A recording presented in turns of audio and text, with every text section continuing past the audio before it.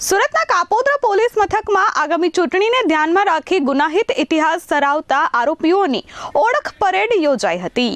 સુરતના કાપોદ્રા પોલીસ મથક ખાતે આગામી સ્થાનિક સ્વરાજ્યની ચૂંટણીના અનુસંધાને કાપોદ્રા પોલીસ દ્વારા હિસ્ટ્રી સીટર, શરીર સંબંધ, મિલકત સંબંધિત અને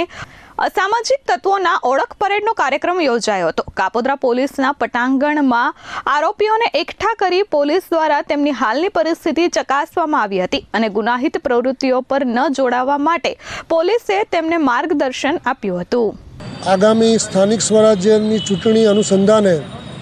કાપોદ્રા પોસ્ટ વિસ્તારમાં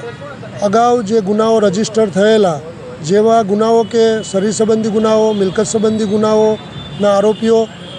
પોસ્ટના હિસ્ટ્રી સીટરો, ટપોરીઓ તથા MCR કાર્ડ ધારક ઈસમો એવા તમામ વ્યક્તિઓની એક આજે ઓળખ પરેડનો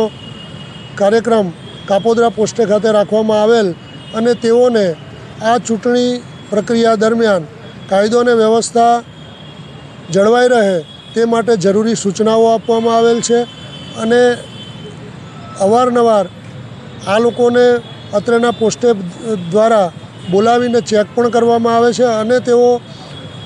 સામાન્ય જીવનના ભાગરૂપે જિંદગીમાં એ લોકો લોટે અને ફરીવાર આવા કોઈ ગુનાઓ ના કરે તે બાબતે જરૂરી સૂચનાઓ આપવામાં આવેલી। Bureau report S24 news, Surat.